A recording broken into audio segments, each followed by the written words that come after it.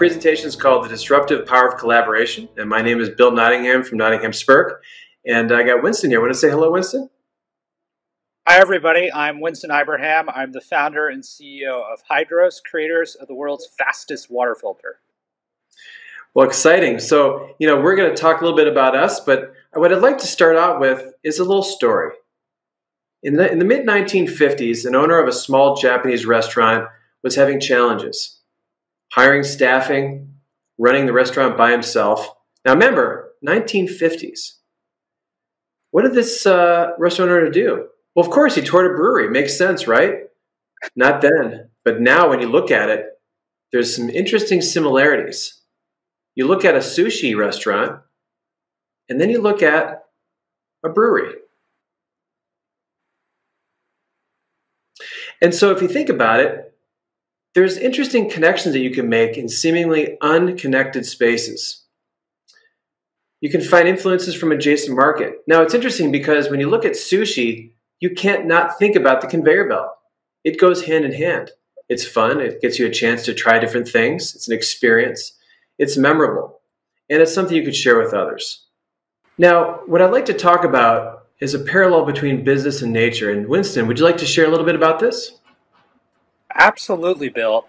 So I've always been struck by the curious similarities that seem to crop up between different structures and paradigms in nature and also in business. And one of the most fascinating ones to me is how small creatures in nature collaborate with larger creatures in nature to mutual benefit. So we have the curious example of the oxpecker and the hippopotamus. The oxpecker is this tiny little bird that's practically defenseless. It's constantly starving.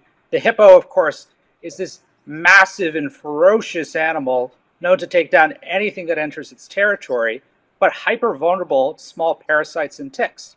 So what happens is this wonderful fusion where the oxpecker realized it can roost on a hippo, gain protection, and also have a ready snack, while at the same time, the hippo is freed from the burden of these parasites. So we have here the perfect encapsulation of the power of small and big together. It's not David versus Goliath, it's David and Goliath. Now for some brief introductions. My name is Bill Nottingham, VP of Growth at Nottingham Spirk, founded in 1972. We've commercialized nearly 1,300 patents and made quite a bit of revenue for our clients through innovation. Really, our core mission as a firm is to improve lives through innovation. John and I started Nottingham Spirk right out of college.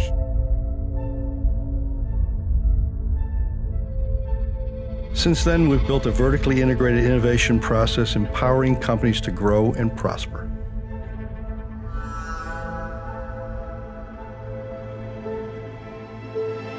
To us, it's simple.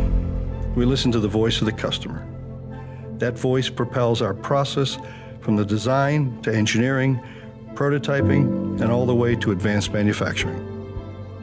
This mindset flows throughout our entire organization, and with that, we've designed transformational products that have revolutionized markets. Those who leverage the power of digital, engage their customers, and adopt a culture of innovation are the ones that will thrive. Leveraging these new technologies will not only help businesses survive, but reach new heights. This means a much more secure future and an unlimited potential for growth. And Winston, would you like to introduce yourself?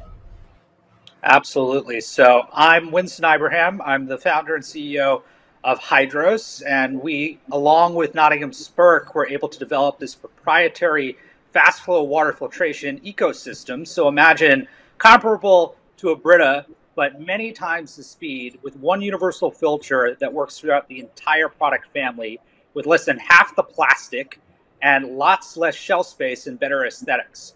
And we can match or beat Brita's price point out the gate, even at small early production runs. We launched last year, and we're already in over 2,000 stores and expanding aggressively. Sooner or later, everybody is faced with some kind of health crisis. I had a very profound health experience a few years ago where I almost lost my life because of a car accident. It was a very slow, painful recovery. You don't realize what you have until you kind of get a glimpse of losing it.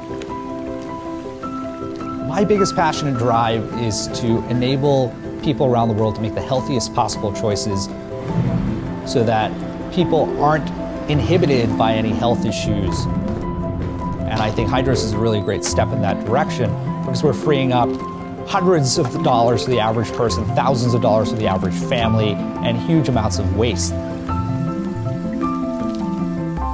The inspiration to start Hydros came from a thought that the consumption of so much bottled water was just ridiculous, creating a massive amount of environmental waste. The big problem with existing water filtration products is that they're really damn slow. Hydros, it's just an upgrade on many different levels in terms of price, convenience, and most importantly, speed. Promoting good hydration for people is going to do a lot, saving them a lot of money and saving the planet a lot of waste.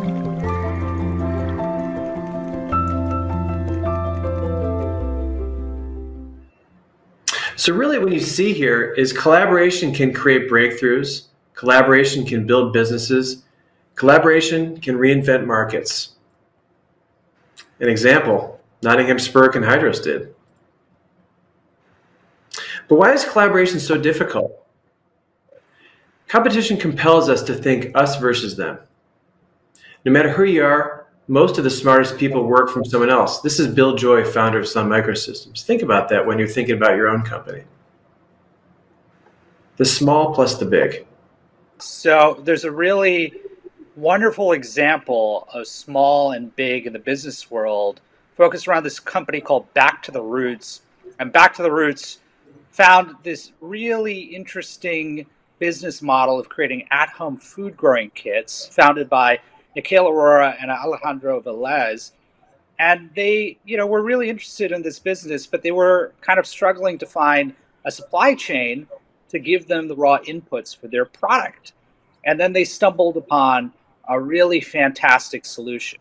They were able to partner with Peet's Coffee and use Peet's used coffee grounds. And Peet's has been burdened with this massive problem of huge quantities of disposed coffee grounds that they had to pay somebody else to take away, and was thrown out and not used in an ecologically sound way.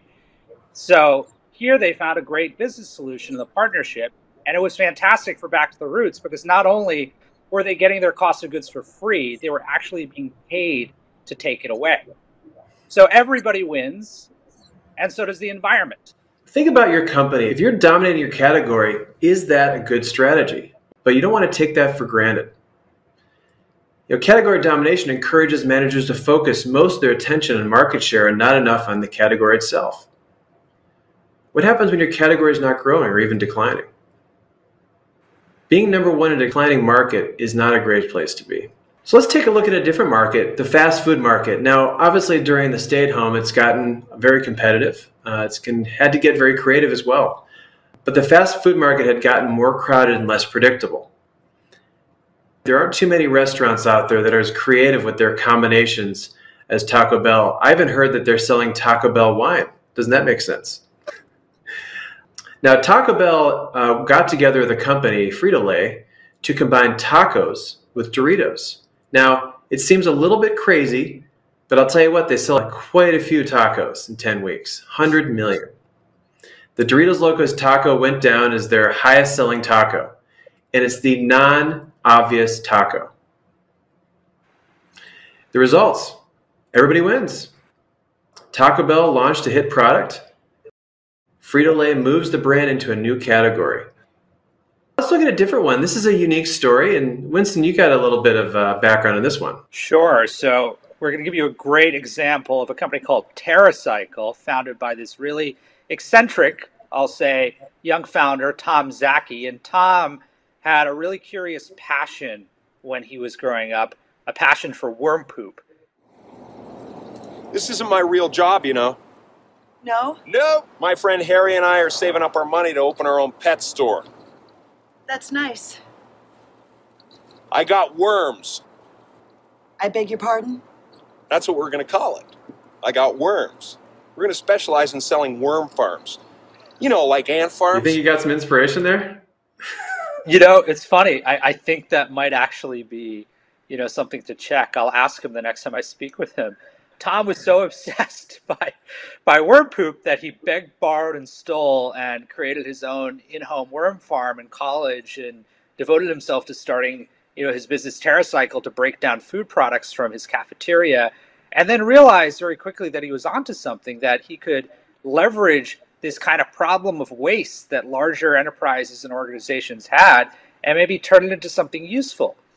So he shifted away from pure compost, and nowadays Terracycle has developed the capacity to break down practically everything. They have unique partnerships with companies like Coca-Cola, Clorox, Procter & Gamble, and everybody, again, ends up a winner here, because he's able to transform waste that would be hard to get rid of, turn it into a profitable export, and mitigate wasteful streams of, you know, toxic waste for the environment. When you think about it, these unobvious connections, and also the challenge too is you think about just the sheer challenges of a small company even getting attention of a larger company or vice versa.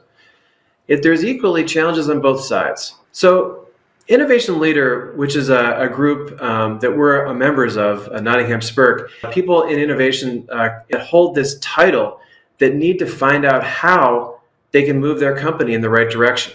And they did a great study that identified that most companies find it difficult to develop innovations and move in adjacent markets. The survey respondents agree about the biggest obstacles to delivering impact.